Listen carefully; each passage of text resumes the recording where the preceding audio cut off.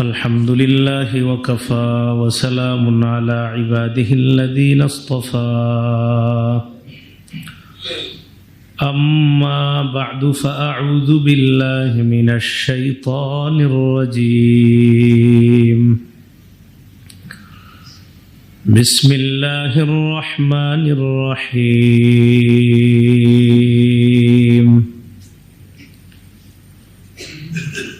قل بفضل الله وبرحمته فبذلك فليفرحوا هو خير مما يجمعون وقال تعالى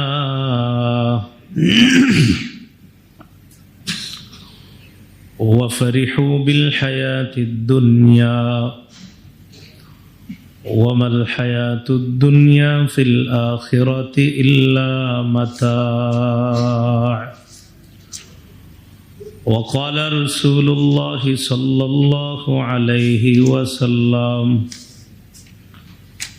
إن الله قد أبدلكم بهما خيرا منهما يوم الأضحى ويوم الفطر أو كما قال عليه الصلاة والسلام اللهم صل على محمد وعلى آل محمد كما صليت على إبراهيم وعلى آل إبراهيم إنك حميد مجيد اللهم بارك على محمد وعلى آل محمد كما باركت على إبراهيم وعلى آل إبراهيم إنك حميد مجيد اللهم إني أعوذ بك من شر لساني وشر سمعي وشر بصري وشر مني আল্লাহ পাক রব্বুল আলামিনের দরবারে শুকরিয়া আদায় করছি আল্লাহ আমাদেরকে পূর্ণ এক মাস রমজান মাসের ফরজ বিধান সিয়াম পালন শেষে মুসলমানদের আনন্দ উদযাপন করার জন্য দুটি দিবসের একটি দিবস ঈদ উল ফিতর। ঈদ উল ফিতরের 2 রাকাত ওয়াজিব সালাত আদায় করার জন্য আল্লাহ মসজিদে উপস্থিত হওয়ার তৌফিক দান করেছেন বলে আলহামদুলিল্লাহ।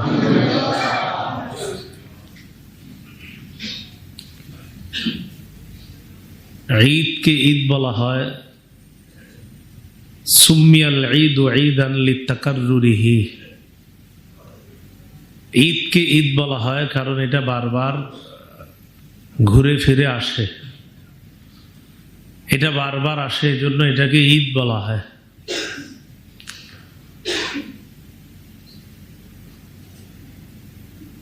ঈদ অর্থ মুহাদ্দিসিনে কেরাম তাদের একদল বলেছেন ঈদের মূল উদ্দেশ্য হলো ইয়াউমুল ফরহি ওয়াস সুরুর। ঈদ মানে আনন্দের দিন, খুশির দিন। এই জন্য উলামায়ে কেরামের অভিমত হলো ঈদের দিন খুশি প্রকাশ করা মুস্তাহাব। ঈদের দিন খুশি প্রকাশ করা মুস্তাহাব, সবার জন্য খুশি প্রকাশ করা মুস্তাহাব। মুসলমানদের আর বেঈমানদের খুশির মাঝে পার্থক্য হলো বেঈমানদের খুশির পিছনে আল্লাহর সন্তুষ্টি থাকে না।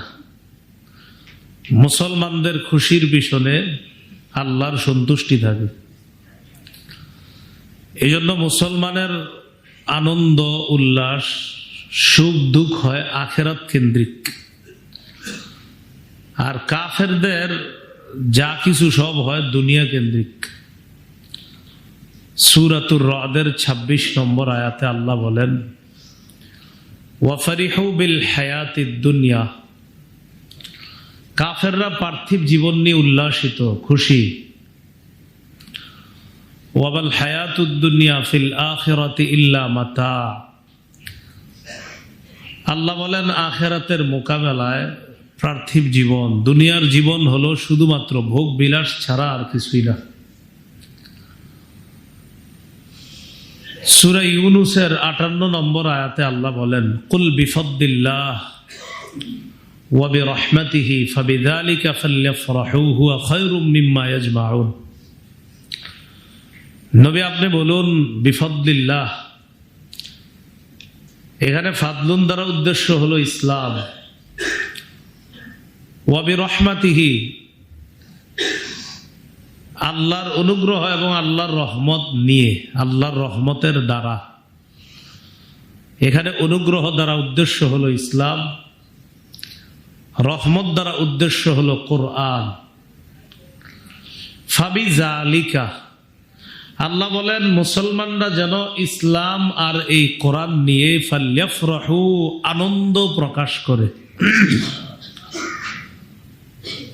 এই জন্য মুসলমানদের এটা অনেক বড় আনন্দের বিষয় যে আমি মুসলমান, আমার ইসলাম, আমার ধর্মের নাম ইসলাম। তো আল্লাহ বলে বিফদ্লিল্লাহ, এই ফাদলুন মানে ইসলাম, ওয়া বিরহমাতিহি, তার রহমত, রহমত মানে কোরআন। সূরা ইউনূসের ৫৮ নম্বর আয়াতে ফাদলুন দ্বারা উদ্দেশ্য হলো ইসলাম, রহমত দ্বারা উদ্দেশ্য হলো কোরআন।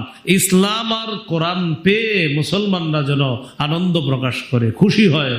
হুয়া খায়রুম মিম্মা ইয়াজমাউন, তারা যে দুনিয়া কামাই করে এটার চাইতে ইসলাম আর কোরআন পাওয়াটা, এটা তাদের কাছে, এই যে ইসলাম আর কোরআন তারা পাইলো, এটা ওই দুনিয়ার চাইতে ১০০০ গুণ বেশি দামি, যে দুনিয়া তারা পুঞ্জীভূত করে জমা করে।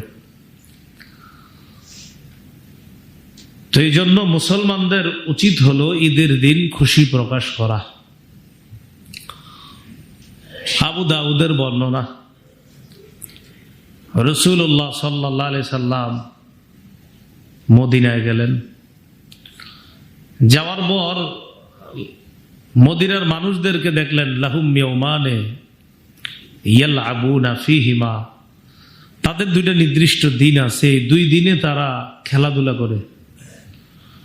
রাসূলুল্লাহ সাল্লাল্লাহু আলাইহি সাল্লাম বললেন, মা হাযানিল ইয়াওমান, এই ২ দিন কি? তো তারা জবাব দিল, কুন্না নালআবু ফীহিমা ফিল জাহিলিয়াহ, মূর্খতার যুগে এই ২ দিনে আমরা খেলাধুলা করতাম। মূর্খতার যুগে এই ২ দিনে আমরা খেলাধুলা করতাম, আনন্দ উল্লাস করতাম, এখনো করি। রাসূলুল্লাহ সাল্লাল্লাহু আলাইহি সাল্লাম বললেন, ইন্নাল্লাহা আবদালাকুম বিহিমা খায়রাম মিনহুমা ইয়াউমাল ফিত্রি ওয়া ইয়াউমাল আযহা। তোমাদের জাহিলি যুগের যে ২ দিন, এই ২ দিনের পরিবর্তে আল্লাহ তোমাদেরকে ইসলামের মধ্যে থেকে খুশি প্রকাশ করার জন্য ওই জাহিলি যুগের ২ দিনের চাইতে ১০০০ গুণ দামি বেশি আরো ২টা দিন তোমাদেরকে দিছে। ওইটার পরিবর্তে একটা হলো রমজানের পরে ঈদুল ফিতর, আর একটা হলো জিলহজের ১০ তারিখে ঈদুল আজহা, যেটা ২ মাস ১০ দিন পরে হবে। এই ২ দিন জাহিলি যুগের ২ দিনের পরিবর্তে আল্লাহ তোমাদেরকে দিয়েছে। সকলে বলে আলহামদুলিল্লাহ। এই হলো আপনার ঈদ, মুসলমানদের ২টি ঈদ, একটা হলো ঈদুল ফিতর আর একটা হলো ঈদুল আজহা। ঈদের নামাজ ২ রাকাত ওয়াজিব, ঈদের নামাজ তাদের উপর ওয়াজিব যাদের উপর জুমার নামাজ ফরজ। কি বললাম? ঈদের নামাজ তাদের উপর ওয়াজিব যাদের উপর জুমার নামাজ ফরজ। মহিলাদের জন্য ঈদের নামাজ ওয়াজিব না, মহিলাদের জন্য ঈদের নামাজ ওয়াজিব না। তো জুমার নামাজ যাদের উপর ফরজ, ঈদের নামাজ তাদের উপর ওয়াজিব। এই জন্য ঈদের 2 রাকাত নামাজ এটা ওয়াজিব। তো এই ওয়াজিব আমরা আদায় করার জন্য এখানে উপস্থিত হয়েছি। এখানে আসার পর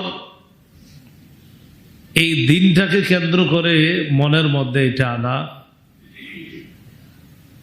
মায়ের পেটের ভাই ভাই যেমন আছি আমরা, যে 2 ভাই 3 ভাই এক মায়ের পেটের, নবীজি বলছেন সারা পৃথিবীর মুসলমানরা একটা দেহের মতো, সারা পৃথিবীর মুসলমান এক দেহের মতো বলছে।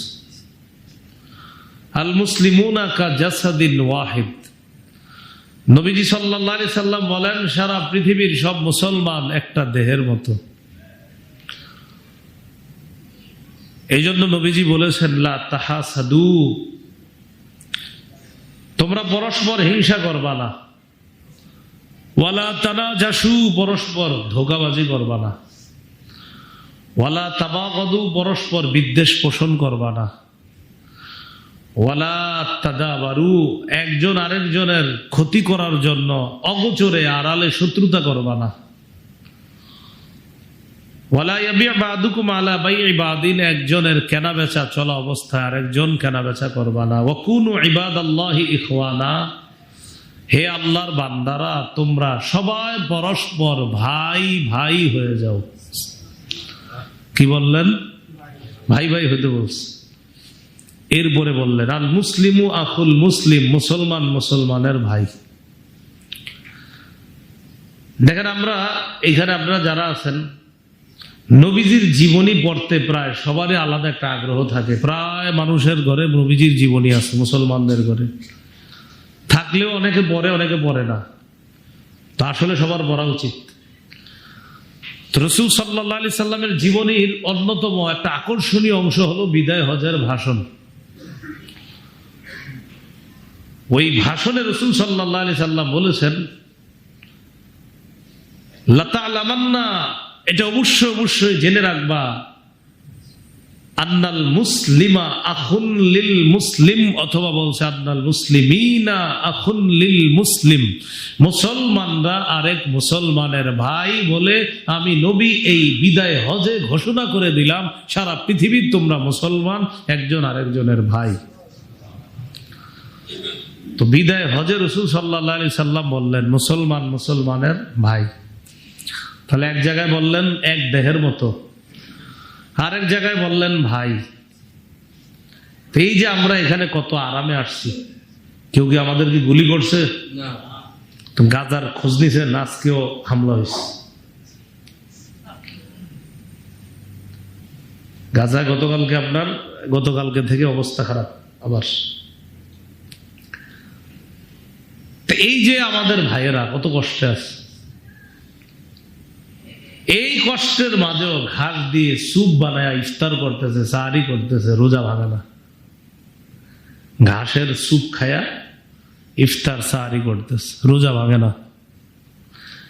একটু নিজেদেরকে দাঁড় করানো দরকার ওই মুসলমানদের কাতার, যে আমার যদি জীবন এরকম হইতো আসলে কি আমি ঘাস খাইতাম আর সাহারি ইফতার করতাম কিনা। সারা পৃথিবীর মুসলমান এক দেহের মতো, সারা পৃথিবীর মুসলমান একজন আরেকজনের ভাই। ভাইয়ের দেহে আঘাত লাগলে আমার দেহে আঘাত হবে, কারণ আমার দেহ আর আমার ভাইয়ের দেহ তো রাসূল আলাদা বলে নাই, বলছে এক। এখন বলেন তো আপনারা, আমরা যারা এই প্রত্যেকের দেহের মধ্যে পায়ে আঘাত লাগলে এটা কি শুধু পায়ে অনুভব হয় না পুরা দেহে অনুভব হয়? অথচ আঘাত পায়ে লাগছে। পৃথিবীর কোন এক কোনায় কোন এক মুসলমানের শরীরে যদি আঘাত লাগে, সারা পৃথিবীর মুসলমানদের দেহে এই আঘাতের ব্যথা অনুভব করতে হবে। এটা হলো এক দেহ। তো ঈদের দিন এটা ভ্রাতৃত্বের দিন, ভ্রাতৃত্ব বন্ধন, এটা অটুটের দিন। হাসান বসরি রহমতুল্লাহ আলাই ঈদের দিনের ব্যাখ্যাটা সুন্দরভাবে দিস যে মুসলমানদের ঈদ কি। তিনি বলেন, আম্মা ইয়াউমুল ফিত্রি ফাসালাতুন ওয়া সাদাকাহ। ঈদুল ফিতর হলো নামাজ পড়া, সদকায়ে ফিতির আছে ওটা আদায় করা, নামাজের আগে আগে আদায় করেছেন আপনারা, নামাজের পরে দান সদকা করা। এখানে সদকা দেওয়ার উদ্দেশ্য হলো মানে এমনি তো সদকা করেন নিয়মিত, জুমার দিন করেন, নিয়মিত করেন, কিন্তু আজকে একটু ভালোবাসা, নামাজ পড়া। আবার একটা তো ওয়াজিব আপনার যেটা অপরিহার্য ছিল যেটা, সেটা আদায় করে এসেছেন সবাই। তো আরেকটা হলো আপনার একটু খোঁজ খবর নেওয়া, গরিব আত্মীয় স্বজন যারা তাদের একটু খোঁজ খবর নেওয়া, একটু বেশি পরিমাণে খোঁজ খবর নেওয়ার চেষ্টা করা, এটা হলো মুসলমানদের ঈদুল ফিতর। ওয়াম্মা ইয়াউমুল আযহা ফাসালাতুন ওয়া নুসুকুন, আর ঈদুল আযহা হলো নামাজ পড়া আর কুরবানি করা, নামাজ পড়া আর কুরবানি করা। তো আল্লাহ আমাদের সকলকে ভ্রাতৃত্বের বন্ধন যেন আমরা অটুট রাখতে পারি, আল্লাহ তৌফিক দান করেন। হাসান বসরি রহমতুল্লাহ আলাই আরেকটা কথা বলছে, সেই কথাটার সারমর্ম হলো এই, আমার সাথে একটু বলতে পারেন আপনারা, সমস্যা বলেন। নাফরমানি মুক্ত প্রতিটি দিন মুমিনের ঈদ, নাফরমানি মুক্ত প্রতিটি দিনই মুমিনের জন্য ঈদ। আপনি গুনাহ করেন নাই, বাস সেটা আপনার জন্য ঈদ, যে আমি গুনাহ করি না। হাসান বসরি রহমতুল্লাহ আলাইহি বলেন, কুল্লা ইয়াউমিন লা তাসি ফীহি ফাহুয়া লাকা ঈদুন, প্রত্যেক ওই দিন যেই দিনে তুমি নাফরমানি করো না, গুনাহ করো না, সেটাই তোমার ঈদ। কারণ এটাই তো আনন্দের কারণ যে তুমি গুনাহ করো না, এর চেয়ে বড় আনন্দের কি আছে? এজন্য সালফে সালিহিনগণ ঈদ দ্বারা তারা বুঝতেন কি, আমরা বুঝি কি। রমজান মাস কাটাইলাম, আমাদের পূর্বসূরি সালাফগণের বক্তব্য হলো ঈদের দিন এই প্রতিজ্ঞা করা উচিত যে আমি নজরের গুনাহ করব না, এইভাবে ঈদের দিন শুরু করা উচিত। এটা তাদের ঈদ ছিল। তা আমাদের ঈদ কি হবে জানেন? নামাজ পড়ার পরে যে আপনার যত ধরনের গুনাহ, মানে ঈদ তো হুজুর খুশি আনন্দ, মানে মানে কি আপনি গুনাহ করবেন? ঈদ আনন্দ, ঈদ খুশি, মানে গুনাহ করা না, নাফরমানি করা না। এজন্য গুনাহ না করা, নাফরমানি না করা।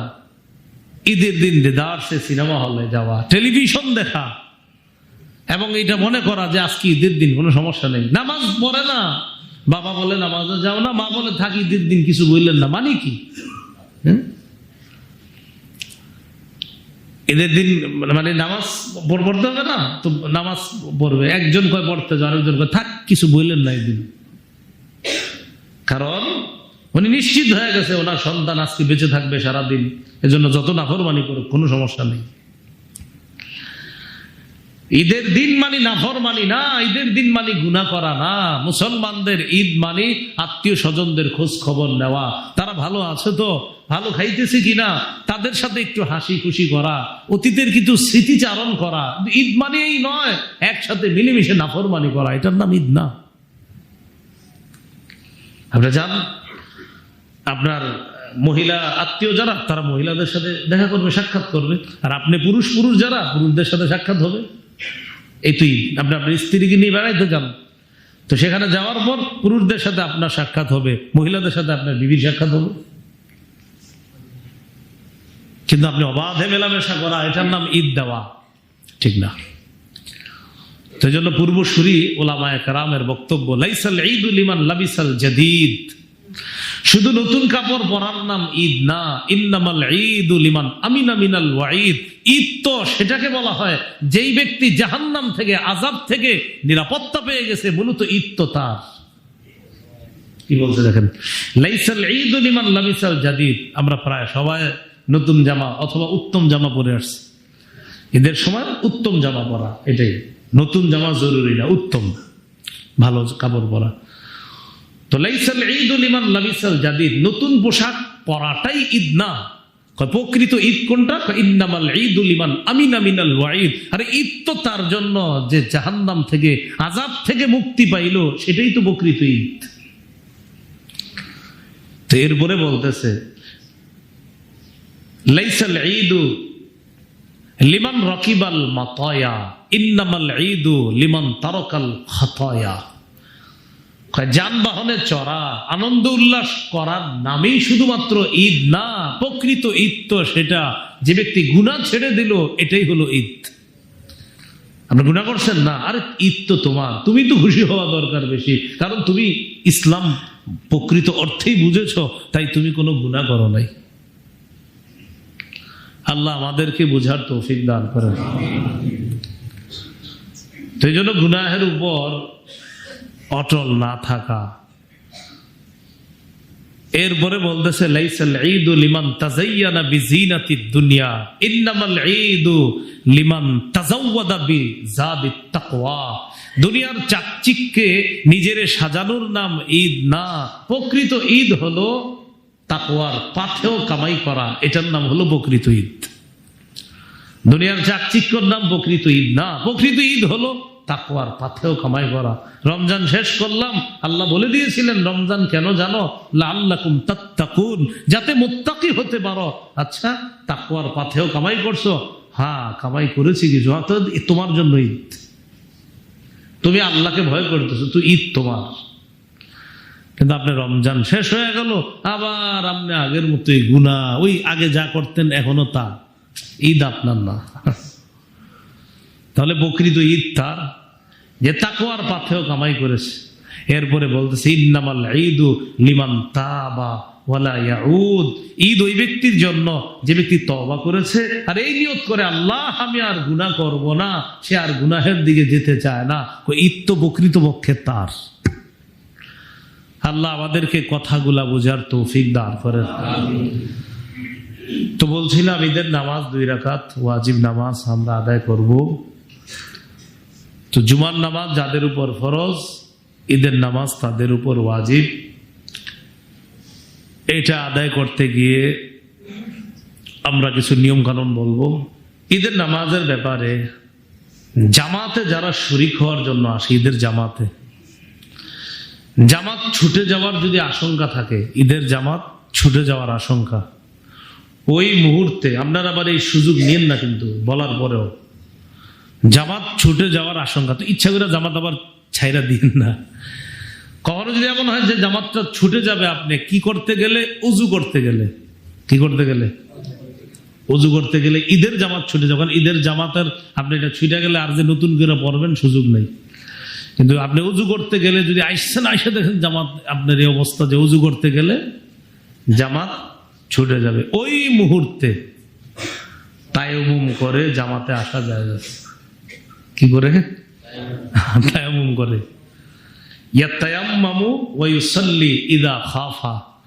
কেউ যদি ঈদের জামাত ছুটে যাওয়ার আশঙ্কা করে, তার জন্য জায়েজ আছে, সে তায়াম্মুম করবে, সালাতে অংশগ্রহণ করবে। আবার যদি কারো জানাজার নামাজ ছুটে যাওয়ার আশঙ্কা থাকে, ওই ব্যক্তির জন্য আপনার জায়েজ আছে। হঠাৎ যদি দেখে উজু করতে গেলে আমার জানাজা শেষ হয়ে যাবে, তো তার জন্য এটার সুযোগ আছে, তায়াম্মুম করে সালাত আদায় করবে। ঈদের নামাজে যিনি ইমামতি করে, উনি কেরাত শুরু করছে, এই মুহূর্তে একজন আসছে, আসার পরে ওই 3 তাকবীর যে দিব শুরুতে, ওটা দিতে পারে নাই। এই মুহূর্তে কি করবে? ইমাম সাহেব আল্লাহু আকবার বলছে, তো বলার পরে সানা পড়ছে, পড়ার পরে আবার কয়টা তাকবীর দিবে? 3টা। এটা দেওয়ার পরে উনি কেরাত শুরু করছে, এই মুহূর্তে একজন আসছে, আসার পর উনি নামাজে, তার মানে 2 রাকাতই পেয়ে গেছে উনি, কিন্তু উনি তো এই যে 3টা তাকবীর দিতে পারে নাই। তখন কি করবে উনি? হ্যাঁ, তখন কি করবে? মন দিয়ে শুনেন। তখন উনি ওই ইমাম সাহেবের কেরাত চলাকালীন অবস্থায় তিনি অতিরিক্ত 3টা তাকবীর দিবে। উনি ওই ইমাম সাহেব যদিও কেরাত চলতেছে, অতিরিক্ত 3টা তাকবীর দিয়ে নিবে। এই জন্য কেরাত চলা অবস্থায় যদি আইসা পায় আর তাকবীর দিতে না পারে, আপনার মাসালাটা বুঝছেন? আচ্ছা, আবার বলছি, কেউ আইসা দেখছে হুজুর তাকবীর দিয়ে ফেলছে, এই মুহূর্তে জামাত পাইছে, তো তিনি কেরাত চলাকালীন অবস্থায় কি করবে? 3টা তাকবীর দিয়ে নিবে। কেউ ঈদের নামাজের প্রথম রাকাত পায় নাই, দ্বিতীয় রাকাত পাইছে, এখন কেমনে পড়বো? এক রাকাত দাঁড়ায়া, সালাম ফিরানোর পর উনি দাঁড়াবে, দাঁড়ায় কি করবে বলেন তো? কেরাত পড়বে নাকি তাকবীর দিবে তিনটা? হ্যাঁ, প্রথম রাকাতে কি প্রথমে তাকবীর ছিল না তিনটা? তাহলে দাঁড়ায় কি করবে? তিনটা না। ইচ্ছা করে বলাইছি যাতে আপনারা মানে এইভাবে যদি দেয় হয়ে যাবে। তবে মাসালা হলো ওই যে ব্যক্তি আপনার এক রাকাত পায় না, উনি দাঁড়ানোর পর কি করবে? দ্বিতীয় রাকাতে যে তাকবীরটা আমরা দেই রুকুর আগে, উনি ছুটে যাওয়া রাকাতেও রুকুর আগে 3 তাকবীর দিবে। এটা মাসালা আবার বুঝেন। যিনি এক রাকাত পায় না, উনি যে আরেক রাকাত পড়বে, ওনার ওই অতিরিক্ত 3 তাকবীর কখন দিবে? আমাদের মাথা ধরতেছে যে হুজুর প্রথম রাকাত যেহেতু পায় নাই তো প্রথমে দিবে, তো না, উনি ওনার অতিরিক্ত তাকবীরটা দিবে যে ব্যক্তি ছুটে যায় মাসবুক হয়। আমরা যে দ্বিতীয় রাকাত যে স্টাইলে বলি, উনি ওনার ছুটে যাওয়া রাকাতটা ওই পদ্ধতিতে পড়বে, অর্থাৎ উনি রুকুর আগে 3টা তাকবীর দিবে। এরপরেও যদি কেউ প্রথমে 3 তাকবীর দিয়ে দেয় হয়ে যাবে, দিয়ে দিলে কি হবে? হয়ে যাবে। কিন্তু সঠিক মাসালা হলো আপনার উনি দাঁড়াবে, রুকুর আগে আমরা যে 3টা তাকবীর দেই ওরকম 3 তাকবীর দিবে, এরপর রুকুতে যাবে। কারো যদি 2 রাকাত ছুটে যায়, বাস উনি তো নিয়ম 2 রাকাত ছুটে গেলে উনি দাঁড়ায় ওরকম একদম 2 রাকাত আমরা যেমনি পড়ি অমনি উনি 2 রাকাত পড়বে। তাহলে কি শিখলাম? প্রথম রাকাতে যদি আইসা দেখে হুজুর কেরাত শুরু করে দিস, 3 তাকবীর শেষ, উনি কেরাত অবস্থাতেই 3টা অতিরিক্ত তাকবীর দিবে। উনি যদি প্রথম রাকাত না পায়, বলেন তো এই ছুটে যাওয়া রাকাতটা উনি পড়বে কেমনে? 3টা তাকবীর কখন দিবে? রুকুর আগে। হ্যাঁ, রুকুর আগে। হ্যাঁ, এরপরেও যদি কেউ দিয়ে দেয় শুরুতে, ওনারটা হয়ে যাবে, ওনারটা কি হবে? হয়ে যাবে। তারও কিছু মাসালা জানলাম। ঈদের নামাজ ছুটে যাওয়ার আশঙ্কা যদি হয়, উজু করতে গেলে ওই ব্যক্তির জন্য তায়াম্মুম করে নামাজ পড়া জায়েজ আছে। না আপনারা ইচ্ছা করে এটা করেন না, কিন্তু আগে আগে আইসা করেন। জানাজা নামাজ পড়তে গেলে কারো যদি আশঙ্কা হয় যে আমি তো জানাজা পাবো না, তো ওনার জন্য তায়াম্মুম করে জানাজার সালাতে অংশগ্রহণ, এটার বৈধতা আছে। তায়াম্মুম করবে, নামাজ পড়বে যদি ওযু করতে গেলে জামাত ছুটে যাওয়ার আশঙ্কা হয়। এই কয়েকটা মাসালা জানলাম। ঈদের নামাজের পর যে 2টা খুতবা দেওয়া হয়, খুতবার সময় আপনারা অনেকে খতিব সাহেবের সাথে সাথে আপনারাও আল্লাহু আকবার বলেন, এটা বলবেন না, চুপচাপ থাকবেন, খুতবা চুপচাপ শুনবেন। যে কোনো মসজিদে ঈদের নামাজ পড়েন, যেখানেই পড়েন, খুতবা চুপচাপ শুনতে হবে, মনে থাকবে না ইনশাল্লাহ? ওই টাইমে যদি যিনি খুতবা পড়ে উনি যদি আল্লাহু আকবার এটা পড়েও আমরা চুপচাপ কি শুনতে থাকবো? খুতবা শুনতে থাকবো। এ কথাটা মনে রাখা। আল্লাহু আকবার, আল্লাহু আকবার, লা ইলাহা ইল্লাল্লাহ, আল্লাহু আকবার, আল্লাহু আকবার, ওয়ালিল্লাহিল হামদ। ঈদের নামাজে তাকবীর কয়টা? আরেকটা মনে পড়ছে, এর ব্যাপারে খালি এতটুকু মনে রাখবেন, ইখতালাফা আসহাবু মুহাম্মাদিন সাল্লাল্লাহু আলাইহি ওয়াসাল্লাম ফিত তাকবীর ওয়া কুল্লুহু জাইজুন। মুহাম্মদ সাল্লাল্লাহু আলাইহি সাল্লামের সাহাবীগণ তাকবীরের ব্যাপারে মতভেদ করেছেন এবং সবগুলাই জায়েজ। কি হলো বিষয়টা? নবীজির সাহাবীগণ তাকবীরের ব্যাপারে বিভিন্ন মত ব্যক্ত করেছেন, সবগুলোই কি আছে? যা কোনোটার বিরোধিতা করা যাবে না। এই জন্য একটা আরেকটার বিরোধিতা না করা, আমি সঠিক অন্যটা সঠিক না এমন বিরোধিতা না করা। মনে রাখতে হবে মুহাম্মদ সাল্লাল্লাহু আলাইহি সাল্লামের সাহাবীগণ তাকবীরের ব্যাপারে সাহাবীগণই মতভেদ করেছেন। তো তারা যে মতভেদ করেছেন, অর্থাৎ কয়টা সংখ্যা নিয়ে মতভেদ করেছেন, তো যেহেতু তাদের মাঝে মতভেদ হয়েছে, এই জন্য উলামায়ে কেরামের বক্তব্য হলো কুল্লুহু জাইজুন, সবগুলো জায়েজ। সবগুলো কি আছে? জায়েজ আছে। তাহলে ঝগড়াঝাটি করা যাবে না। আল্লাহু আকবার, আল্লাহু আকবার, লা ইলাহা ইল্লাল্লাহ, আল্লাহু আকবার, আল্লাহু আকবার, ওয়ালিল্লাহিল হামদ। ঈদের নামাজের নিয়মটা শুনিনি আমরা। নিয়ত মুখে আলাদা বলা দরকার নেই। বাসা থেকে কোন নামাজ পড়ার নিয়ত করে আসছেন? এশা? এই তো হয়ে গেছে নিয়ত। হ্যাঁ, কোন নামাজ পড়তে আসছি আমরা? ঈদের নামাজ। এই জন্য আলাদা নিয়ত জরুরি না। তো এরপরেও যদি আপনাদের সমস্যা মনে হয়, এই হুজুরে যেই নামাজ পড়ে আমরা ওইটা পড়ি, বাস। হুজুরে যেই নামাজ পড়ে আমরা ওইটা, না আমি যদি ঈদের নামাজ পড়ি আপনাদের তো ঈদের নামাজ হবে। এই জন্য অনেকের মুশকিল, টেনশনে থাকে যে হুজুর না আমি তো টেনশনে আছি, মুখ দিয়ে বলি না, এরকম রীতিমতো প্রশ্নও করে। আমি তো মুখ দিয়ে উচ্চারণ করি নেই। নিয়তের সম্পর্ক কলবের সাথে, বলেন কিসের সাথে? ব্যাস আপনি তো নিয়ত করে আসছেন, হয়ে গেছে। আল্লাহু আকবার, তাকবীরে তাহরিমা বলে হাত বাঁধা, হাত বাঁধার পর সানা পড়া, সানা পড়ার পর আল্লাহু আকবার হাত ছেড়ে দেওয়া, একটা হলো। আল্লাহু আকবার হাত ছেড়ে দিলাম, অতিরিক্ত দুইটা হলো। আল্লাহু আকবার হাত বেঁধে ফেললাম, তৃতীয়বারে কি করবো? হাত বেঁধে, ওই তৃতীয়টাও অতিরিক্ত। প্রথমবার হাত বাঁধছি, ওটার পরে কি বললাম?